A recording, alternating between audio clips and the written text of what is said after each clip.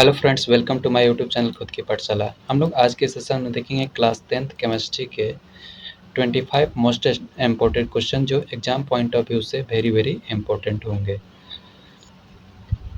हमारा केमिस्ट्री का first chapter का नाम है रासायनिक अभिक्रियाएं एवं रासायनिक समीकरण। रासायनिक अभिक्रियाएं और रासायनिक समीकरण को सबसे पहले हम लोग समझ लेते हैं होता क्या है।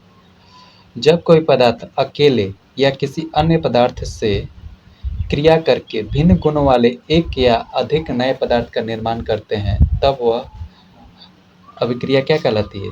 तब वह अभिक्रिया जो है रासायनिक अभिक्रिया कहलाती है। देखिए, जब दो पदार्थों को आपस में मिला दें और उसके भौतिक और रासायनिक गुण में परिवर्तन आ जाए तो यह क्रिया जो है रासायनिक अभिक्रिया कहलाती है। ठीक है। रासायनिक समीकरण किसी रासायनिक अभिक्रिया में भाग लेने वाले पदार्थों को संकेतों और सूत्रों की सहायता से अभिक्रिया का संक्षिप्त निरूपण करना ही रासायनिक समीकरण कहलाता है। यानी जब रासायनिक अभिक्रिया को हम दर्शाते हैं और उसके सूत्रों की सहायता से हम जब उसे दिखाने की कोशिश करते हैं, फॉर एग्जाम्पल मान लीजिए हम जल की रासायनिक अभिक्रिया को दर्शाना चाहते हैं। हम जानते हैं कि H2O जल का रासायनिक सूत्र है। जब हाइड्रोजन और ऑक्सीजन आपस में अभिक्रिया करते हैं तो जल का निर्माण करते हैं H2O। तो ये हमारा क्या हुआ? ये हमारा जल का रासायनिक समीकरण हुआ। ठीक है। चलिए, रासायनिक समीकरण की कई सारे शर्तें हैं जिसको हम लोग क्लास में सीखेंगे। चलिए, तो आज के सेशन का शुरुआत करते हैं। हमारा 25 मोस्ट इम्पोर्टेंट ऑब्जेक्टिव क्वेश्चन है जिसको हम लोग आज देखेंगे। हमारा पहला क्वेश्चन है, निम्न में से कौन आक्सीकारक नहीं हो सकता है? तो सबसे पहले आक्सीकारक क्या है ये समझ लेते हैं। जब किसी भी पदार्थ से, जब कोई भी पदार्थ A से ऑक्सीजन का जुड़ाव होता है, यानी जब अभिकारक में ऑक्सीजन रहता है तो उसे क्या कहते हैं? ऑक्सीकरण। अभिकारक क्या होता है? तो तीर के बाएं तरफ वाले अभिकारक कहलाते हैं। तीर के बाएं तरफ अभिकारक और तीर के दाएं तरफ प्रतिफल कहलाते हैं। तीर के दाएं तरफ प्रतिफल। तो जब किसी भी पदार्थ में ऑक्सीजन जुड़ता है तो ऑक्सीकरण अभिक्रिया कहलाती है। ठीक है। तो पूछ रहा है निम्न में से कौन ऑक्सीकारक नहीं हो सकता है? तो हमारा हाइड्रोजन जो है ऑक्सीकारक नहीं हो सकता। चलिए नेक्स्ट क्वेश्चन देखते हैं।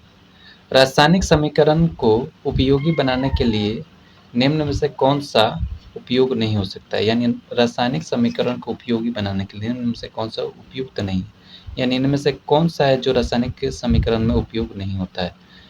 रासायनिक समीकरण जो है भौतिक अवस्था का निरूपण करता है, ऊष्मा को दर्शाता है और क्षेप को दर्शाता है, सूत्रों को मातृभाषा में लिखना।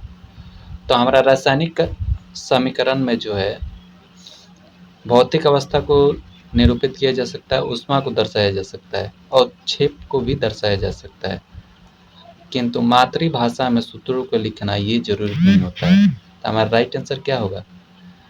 हमारा राइट आंसर होगा सूत्रों को मातृभाषा में लिखना ये जो है उपयुक्त नहीं होता है। ठीक है। अगला क्वेश्चन है, निम्न में से कौन सी सूचना रासायनिक समीकरण से प्राप्त नहीं होती? यानी जो हमारा ऑप्शन दिया हुआ है इनमें से कौन सा सूचना जो है रासायनिक के समीकरण से प्राप्त नहीं होती? तो प्रतिफल का रंग नहीं पता चलता है। बी नंबर कह रहा है प्रतिफल के मोलों के अनुपात नहीं पता चलता है। सी नंबर कहता है अभिकारकों के सूत्र नहीं पता चलता है। डी नंबर कहता है अभिकारकों में उपयुक्त परमाणु नहीं पता चलता है। तो हम जब किसी भी रासायनिक समीकरण को लिखते हैं तो हमें प्रतिक्रिया के रंग नहीं पता चलता है। क्या नहीं पता चलता है जी? रासायनिक समीकरण को जब भी हम लिखते हैं तो प्रतिक्रिया के रंग नहीं पता चलता है, बाकी सारे चीज़ें हमें पता चलता है। सपोज डेट में यहाँ देखिए मैंने जल का सूत्र लिख दिया है H2O। ठीक है। इसमें प्रतिफलों के मोलों की अनुपात, तो हमें प्रतिफल तो पता चल रहा है कि कितना मोल बनेगा। हमने जब 2 H2 और 2 O2 को आपस में अभिक्रिया कराया तो 2 मोल का जल बना, ये हमें पता चल रहा है। ये 2 मोल का हमें जल प्राप्त हुआ है। ठीक है। अभिकारकों के सूत्र, तो अभिकारक ये रहे, इनके सूत्र तो दिया ही है H2 + O2, ये तो हमें पता चल ही रहा है।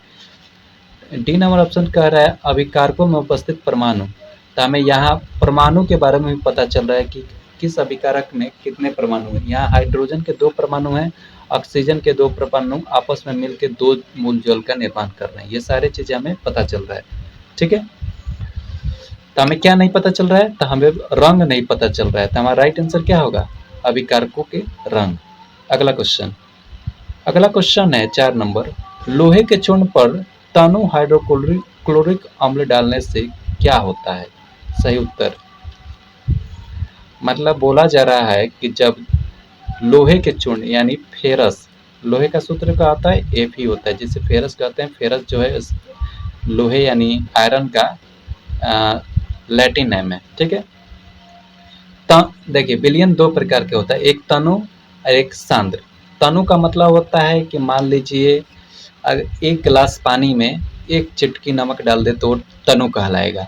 अगर 1 गिलास पानी में 5 चम्मच अगर नमक डाल दे तो हमारा सांद्र कहलाएगा। तनु का मतलब थोड़ा मात्रा मिला होना। ये कह रहा है लोहे के चूर्ण पर तनु हाइड्रोक्लोरिक अम्ल डालने से क्या होता है।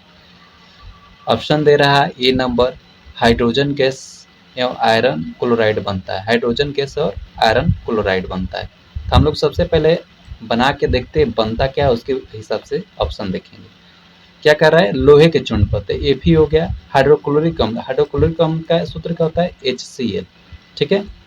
जब इसे हम आपस में अभिक्रिया कराएंगे तो हमारा प्रतिफल जो है FeCl बनेगा, FeCl2, FeCl2।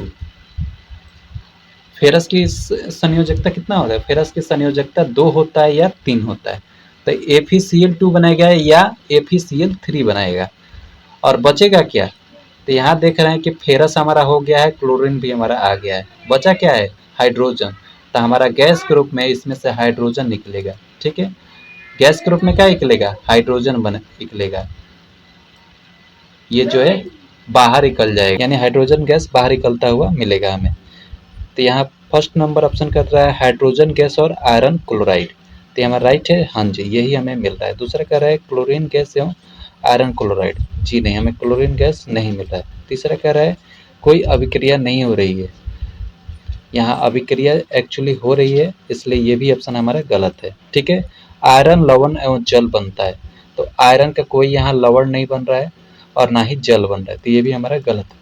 हमारा राइट आंसर क्या हो, राइट आंसर हमारा हो जाएगा हाइड्रोजन गैस और आयरन क्लोराइड बनता है, ठीक है। अगला क्वेश्चन देखते हैं।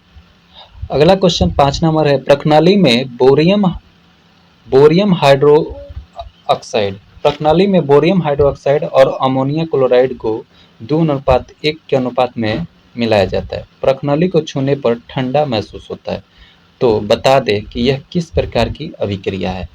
हमें ऊपर क्या लिखा है अब इससे कुछ मतलब नहीं है, हमें सिर्फ इतना मतलब है कि अभिक्रिया हो रही है, और अभिक्रिया जिस पात्र में हो रही है, जिस प्रणाली में हो रही है, वो प्रणाली कैसा महसूस हो रहा है, ठंडा महसूस हो रहा है। वो प्रणाली जब ठंडा महसूस हो रहा है तो यानी ठंडा क्यों महसूस हो रहा है, क्योंकि उसमें से उष्मा जो है चूसा जा रहा है, खींचा जा रहा है, उष्मा जो है खींचा जा रहा है, और उष्मा खींचा जा रहा है तो उस अभिक्रिया को क्या कहते हैं, जिसमें उष्मा जो है उष्मा का शोषण होता है उसे उष्मा शोषी अभिक्रिया कहते हैं। जिसमें उष्मा का शोषण होता है उसे उष्मा शोषी अभिक्रिया कहते हैं। शोषण यानी लिया जाना, ठीक है। तो हमारा नेक्स्ट क्वेश्चन हो जाएगा, नमक के घोल में सिल्वर नाइट्रेट का घोल डालने पर दही जैसा पदार्थ प्राप्त होता है। ये कह रहा है कि नमक के घोल में जब सिल्वर नाइट्रेट का घोल डालते हैं तो दही जैसा पदार्थ प्राप्त होता है, तो हम उसे क्या कहते हैं, विस्थापन कहते हैं, संयोजन कहते हैं, अवक्षेपण कहते हैं, उदासीनीकरण कहते हैं। तो जब भी कभी दही जैसा पदार्थ विलयन से अलग होता है तो उसे क्या कहते हैं, अवक्षेपण कहते हैं। हमारा अगला 7 नंबर क्वेश्चन है, कॉपर के चूर्ण में वायु को गर्म करने पर उसके सतह पर कॉपर ऑक्साइड की एक परत जम जाती है। इस परत का रंग कैसा होता है। तो कॉपर को जब वायु के संपर्क में लाया जाता है तो क्या होता है, वो संक्षारित होने लगता है, यानी उस पर जंग लगने लगता है, और वो जो है काला रंग का होता है। कैसा होता है जी, काला रंग का। तो हमारा राइट आंसर क्या होगा, काला, ठीक है। 8 नंबर है, दानेदार जस्ता पर तनु सल्फ्यूरिक अम्ल डालने पर कौन सा गैस उत्सर्जित होता है। जस्ता को हम लोग जिंक कहते हैं। जस्ता क्या कहते हैं? जिंक। इस पे कह रहा है ये तनु सल्फ्यूरिक अम्ल डालने पर। सल्फ्यूरिक एसिड का हमारा जो सूत्र होता है H2SO4 होता है, H2SO4। जब इसका अभिक्रिया आपस में कराते हैं तो ये जो है क्या बनाता है? ये बनाता है ZeSO4। क्या बनाता है? ZeSO4। और साथ में हमारा हाइड्रोजन गैस जो है मुक्त होता है। हाइड्रोजन गैस क्या होता है? मुक्त होता है, यानी बाहर निकलता है अभिक्रिया से। तो ये कह रहा है option number A sulphur dioxide बनता है, हाइड्रोजन गैस बनता है, ऑक्सीजन बनता है, इनमें से कोई नहीं बनता है। तो हमारा जिंक सल्फेट बन रहा है, तो जिंक सल्फेट इसमें कहीं कह नहीं रहा है। ठीक है, तो ये क्या कह रहा है? ऑक्सीजन गैस बनता है। तो राइट आंसर हमारा क्या होगा? Oxygen gas. C number, sorry, right answer हमारा क्या होगा? B number. बी नंबर क्या? Hydrogen gas. अगला क्वेश्चन है ऐसा समीकरण जिसमें तीर के चिन्ह के दोनों तत्वों के परमाणु की संख्या समान होती है, तो उसे क्या कहते हैं? जब किसी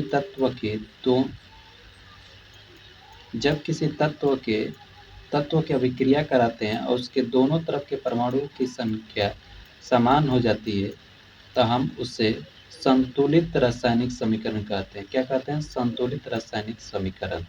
यानी हमारा राइट आंसर क्या हुआ? संतुलित रासायनिक समीकरण।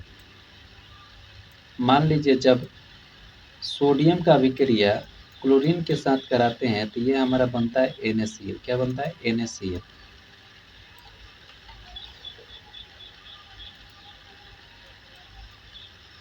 NaCl।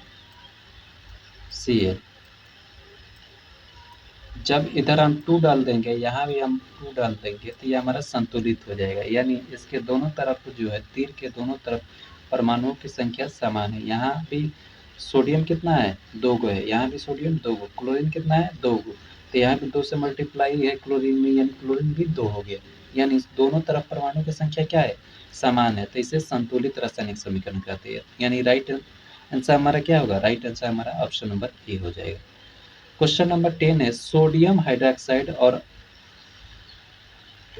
हाइड्रोक्लोरिक अम्ल की अभिक्रिया से सोडियम क्लोराइड और जल बनते हैं। यह अभिक्रिया कहलाती है। तो यह अभिक्रिया हमारा क्या कहलाती है? उदासीनीकरण अभिक्रिया कहलाती है। सोडियम हाइड्रोक्साइड ये क्या है? ये भस्म है। सोडियम हाइड्रोक्साइड क्या है? NaOH, भस्म है। सोडियम हाइड्रोक्साइड भस्म है। ठीक है, जब इसकी अभिक्रिया हम किसके संग कराएंगे? इसकी अभिक्रिया हाइड्रोक्लोरिक अम्ल के साथ यानी HCl के साथ कराते हैं, तब हमें प्राप्त होता है, क्या प्राप्त होता है? ये कह रहा है सोडियम क्लोराइड और जल बनता है। Sodium chloride NaCl। Sodium chloride क्या है? नमक है। और जल मिलता है H2O। तो ये क्या है? ये हमारा जो है उदासीनीकरण अभिक्रिया है। हम लोग ने पढ़ा हुआ है कि जब अम्ल और भस्म का आपस में अभिक्रिया कराते हैं तो हमें नमक और जल मिलता है, और यह अभिक्रिया क्या कहलाती है? उदासीनीकरण अभिक्रिया। विकृत गंधिता के लिए उत्तरदायी अभिक्रिया कौन सी है? यानी भोजन सड़ने के लिए कौन सा अभिक्रिया जो है इसमें से उत्तरदायी है? तेल का ऑक्सीकरण, खाद्य पदार्थों का विघटन, तेल का क्षरण, खाद्य पदार्थों का संयोजन। तो हमारा इसमें राइट आंसर क्या है? भोजन जो है सड़ता है ऑक्सीकरण के कारण। और किसके ऑक्सीकरण के कारण? वसा की। वसा यानी तेल के ऑक्सीकरण के कारण। ठीक है, अगला क्वेश्चन है निम्न में से कौन सूर्य के प्रकाश में अपघटित हो जाता है? यहाँ थोड़ा ऑप्शन हमारा इधर उधर हो गया है, हिंदी में हो गया है। हमारा राइट आंसर क्या होगा? AgBr। Ag यानी Ag क्या कहते हैं? सिल्वर। Br को ब्रोमीन। यानी हमारा राइट आंसर क्या होगा? डी होगा। निम्न में से कौन सूर्य के प्रकाश में अपघटित होता है? तो यानी हमारा AgBr जो है सूर्य के प्रकाश में अपघटित होता है, और इससे हम लोग सिल्वर ब्रोमाइड पढ़ते हैं। Silver bromide. अगला क्वेश्चन 13 नंबर है जब मैग्नीशियम को ऑक्सीजन के साथ अभिक्रिया कराते हैं तो मैग्नीशियम ऑक्साइड बनाता है। यह रासायनिक समीकरण किस प्रकार का है? कंकालीय रासायनिक समीकरण है, संतुलित रासायनिक समीकरण है, ऊष्माक्षेपी रासायनिक अभिक्रिया, ऊष्माशोषी रासायनिक अभिक्रिया। तो सबसे पहले ये 2 ऑप्शन हमारा इसमें से गायब हो जाएगा। क्यों होगा? क्योंकि इस रासायनिक समीकरण में ऊष्मा न तो जोड़ने की बात की है, न निकालने की बात की है, इसलिए ऊष्मा का इसमें कोई जिक्र ही नहीं। 2 ऑप्शन गायब। एक बच रहा है कंकालीय रासायनिक समीकरण, एक बच रहा है संतुलित रासायनिक समीकरण। तो ये हमारा संतुलित रासायनिक समीकरण। कंकालीय मतलब ये जब जो 2 दिया गया है ये गायब हो जाता है तो हमारा कंकालीय रासायनिक समीकरण हो जाता है। संतुलित का मतलब होता है कि दोनों तरफ जो है तत्वों की संख्या समान होनी चाहिए। इधर मैग्नीशियम कितना है, 2 गो है, 2 MgO का मतलब 2 मैग्नीशियम है। तो इधर भी 2 MgO 2 Mg हो गया, यानी 2 मैग्नीशियम। ऑक्सीजन इधर कितना है, O2 के रूप में 2 गो है, तो इधर O के रूप में इधर 2 से गुणा है, यानी 2 गो इधर भी ऑक्सीजन है, यानी ये संतुलित है। हमारा राइट आंसर क्या होगा, बी नंबर। अगला क्वेश्चन है, साग सब्जियों का विघटित होकर कंपोस्ट बनना किस प्रकार की अभिक्रिया है।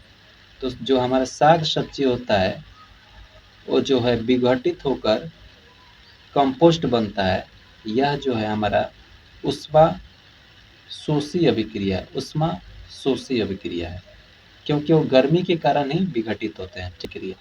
अगला क्वेश्चन है हमारा, जिन अभिक्रियाओं में ऊर्जा का अवशोषण होता है उन्हें कहा जाता है। तो जिस अभिक्रिया में अभिकारक के साथ ऑक्सीजन जोड़े, जिस अभिक्रिया में अभिकारक के साथ ऑक्सीजन जोड़े, यानी तीर के बाएं तरफ, सॉरी ऑक्सीजन कह रहे हैं, तो जिस अभिक्रिया में तीर के बाएं तरफ ऊर्जा जोड़े, यानी जिस अभिक्रिया में अभिकारक के साथ ऊर्जा जुड़े, उससे हम लोग क्या कहते हैं, उष्मा शोषी रासायनिक अभिक्रिया, उष्मा शोषी अभिक्रिया। राइट आंसर हमारा क्या होगा, ए नंबर हो जाएगा। ठीक है। अगला क्वेश्चन देखते हैं। अगला क्वेश्चन 16 नंबर है, कॉपर और ऑक्सीजन को ताप के साथ गर्म करने पर कॉपर ऑक्साइड बनता है। इस अभिक्रिया में कॉपर का होता है, यानी इस अभिक्रिया में कॉपर के संग क्या हो रहा है, तो कॉपर के साथ ऑक्सीजन जुड़ रहा है, और कॉपर के साथ जब ऑक्सीजन जोड़ेगा या किसी भी पदार्थ के साथ जब ऑक्सीजन जुड़ता है तो उसे क्या कहते हैं, उपचयन। उपचयन यानी ऑक्सीकरण। उपचयन का दूसरा नाम है ऑक्सीकरण, और अपचयन का मतलब हाइड्रोजन का किसी पदार्थ से अलग होना, टूटना अपचयन कहलाता है। ठीक है। तो हमारा राइट आंसर क्या होगा, राइट आंसर हमारा हो जाएगा उपचयन। ठीक है। वे अभिक्रिया है जिसमें ऑक्सी अभिकारकों के बीच आयनों का आदान प्रदान होता है। वे अभिक्रिया जिसमें अभिकारकों के बीच आयनों का आदान प्रदान होता है उसे क्या कहते हैं।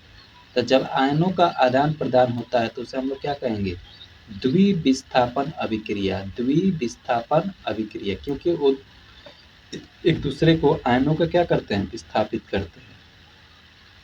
अगला क्वेश्चन 18 नंबर है, वैसे पदार्थ जिनकी उपस्थिति मात्र से किसी अभिक्रिया की दर बढ़ जाती है। वैसे पदार्थ जिसकी उपस्थिति मात्र से किसी अभिक्रिया की दर बढ़ जाती है, क्या कहलाता है। तो जब किसी भी पदार्थ की क्रिया की दर बढ़ानी हो तो कोई ना कोई उसमें उत्प्रेरक हम लोग लगाते हैं। ताप बढ़ा देना, दाब बढ़ा देना, ये सब क्या है, उत्प्रेरक है। या किसी थर्ड अभिकारक की उपस्थिति करा देना है, ये सब उत्प्रेरक है। ठीक है। तो हमारा कह रहा है कि वैसी पदार्थ जिसकी उपस्थिति में उस उपस्थिति मात्र से अभिक्रिया की दर बढ़ जाती है उसे क्या कहते हैं, तो उसे हमारा जो है उत्प्रेरक कहते हैं। 20 नंबर क्वेश्चन है, रासायनिक अभिक्रिया के दौरान किसी पदार्थ में ऑक्सीजन का ह्रास कहलाता है। यानी रासायनिक अभिक्रिया हो और उसमें ऑक्सीजन का ह्रास हो, यानी ऑक्सीजन जो है जुड़े, तो उसे क्या कहेंगे। तो रासायनिक अभिक्रिया के दौरान ऑक्सीजन का ह्रास जो है उपचयन कहलाता है। ठीक है। अगला क्वेश्चन है, प्राकृतिक गैस का दहन किस प्रकार का रासायनिक अभिक्रिया है। तो प्राकृतिक गैस का दहन जो है, ऑप्शन ए कह रहा है संयोजन अभिक्रिया है, ऑप्शन बी कह रहा है अपघटन अभिक्रिया है, ऑप्शन सी कह रहा है ऊष्माक्षेपी अभिक्रिया है, ऑप्शन डी कह रहा है विघटन अभिक्रिया है। तो यहाँ पे ऑप्शन सी जो कह रहा है ऊष्माक्षेपी, ऊष्माक्षेपी का मतलब ऊष्मा उससे बाहर निकलना। तो हम लोग प्राकृतिक गैस इसीलिए तो जलाते हैं ताकि ऊष्मा उसमें से बाहर निकले, और हम लोग प्राकृतिक गैस के माध्यम से, जैसे हम लोग एलपीजी भी कहते हैं, एलपीजी भी प्राकृतिक गैस ही है एक, उससे हम लोग क्या करते हैं, भोजन पकाते हैं। सीएनजी प्राकृतिक गैस है, उससे क्या करते हैं, हम लोग गाड़ी चलाते हैं, और गाड़ी कैसे चलती है, तो ऊष्मा से चलती है। तो यानी प्राकृतिक गैस का दहन किस प्रकार की रासायनिक अभिक्रिया है, तो वो है ऊष्माक्षेपी रासायनिक अभिक्रिया। ठीक है। अगला क्वेश्चन है, निम्न में से कौन ऑक्सीकरण नहीं है, यानी इसमें से कौन सी अभिक्रिया जो है ऑक्सीकरण नहीं है। तो कोई दहन, ऑप्शन ए कह रहा है दहन। तो क्या हम लोग कोई वस्तु जलाते हैं तो ऑक्सीजन की जरूरत नहीं पड़ती है? तो ऑक्सीजन की जरूरत उसमें जरूर पड़ती है, क्योंकि बिना ऑक्सीजन के कोई वस्तु जल ही नहीं पाता है। कुछ अपवाद भी हैं। दूसरा कह रहा है श्वसन। तो हम लोग तो अच्छे प्रकार से जानते हैं कि हम लोग सांस लेते हैं, उस सांस में हमारा क्या जाता है, ऑक्सीजन जाता है, और उसी ऑक्सीजन का हम लोग ऊर्जा के रूप में उपयोग करते हैं। थर्ड नंबर कह रहा है भोजन पकाना। तो भोजन पकाने में बिना ऑक्सीजन के भोजन पक ही नहीं सकता है, क्योंकि भोजन पकाने के लिए हमें ऊर्जा चाहिए। ऊर्जा जो है ऑक्सीजन की क्रिया से ही उत्पन्न होता है, यानी कोई भी वस्तु कब जलता है, जब ऑक्सीजन मिलता है। लास्ट हमारा ऑप्शन कह रहा है अवक्षेपण। तो अवक्षेपण अभिक्रिया में ऑक्सीजन की कोई जरूरत नहीं होती, यानी निम्न में से कौन ऑक्सीकारक नहीं है, तो अवक्षेपण जो है ऑक्सीकारक नहीं है। अगला क्वेश्चन है CO2 प्लस O2, जब इसे आपस में मिलाते हैं तो CO plus O2, carbon monoxide को जब आपस में मिलाते हैं, कार्बन मोनोऑक्साइड को किसके साथ मिलाते हैं, ऑक्सीजन के साथ मिलाते हैं, तो ये बनाता है CO2। यह किस प्रकार की अभिक्रिया है? तो इसमें क्या रहा है, ऑक्सीजन जुड़ रहा है। ऑक्सीजन जुड़ रहा है तो ये ऑक्सीकरण या उपचयन होगा। ऑक्सीकरण या उपचयन होगा। ठीक है। अगला क्वेश्चन है हमारा, वैसी अभिक्रिया जो प्रकाश के अवक्षेपण द्वारा घटित होती है। वैसी अभिक्रिया जो प्रकाश के अवक्षेपण द्वारा घटित होती है, उसे प्रकाश रासायनिक अभिक्रिया कहते हैं। जब कोई भी रासायनिक अभिक्रिया प्रकाश की उपस्थिति में घटित हो तो उसे प्रकाश रासायनिक अभिक्रिया कहेंगे। राइट आंसर हमारा ए नंबर हो जाएगा। इस सेशन का हमारा लास्ट क्वेश्चन है, निम्न में से कौन अभिक्रिया के लक्षण है, यानी इसमें से कौन सा अभिक्रिया के लक्षण है। इस क्वेश्चन के आंसर आप लोग कमेंट बॉक्स में हमें बताएं। अभिकारक के स्वरूप में परिवर्तन, क्या अभिकारक के स्वरूप में परिवर्तन आना जो है अभिक्रिया के लक्षण है। 25 बी नंबर कह रहा है टैप का जलना। टैप का जलना जो है अभिक्रिया का लक्षण है। प्रकाश का उत्सर्जन जो है अभिक्रिया का लक्षण है, या इनमें से सभी। ठीक है, तो हमारा राइट आंसर क्या होगा, इनमें से सभी। चलिए, तो वीडियो पसंद आए तो वीडियो को लाइक करें।